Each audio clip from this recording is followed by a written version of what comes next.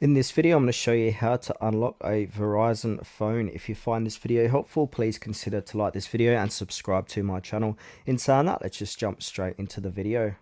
Alright, so what we need to keep in mind, we need to wait 60 days. So Verizon automatically unlocks most phones 60 days after activation. This applies to both prepaid and postpaid devices. You don't need to request it. As long as the phone hasn't been reported lost, stolen, or involved in fraud, it should unlock on its own.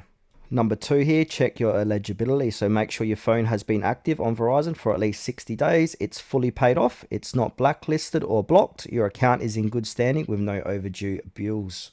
Now, test if the phone is unlocked. So insert a SIM card from another carrier. If the phone connects and works, calls, text, data, it's already unlocked. On iPhones, you can also go to check your eligibility, settings, general, about, no SIM restrictions, your phone is unlocked.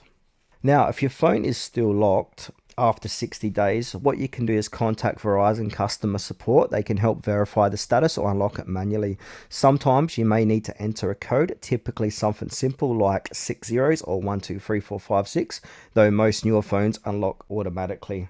Now, once unlocked, you want to go ahead and turn off your phone, insert your new SIM card, power the phone back on, and then follow any setup instructions or enter a code if prompted.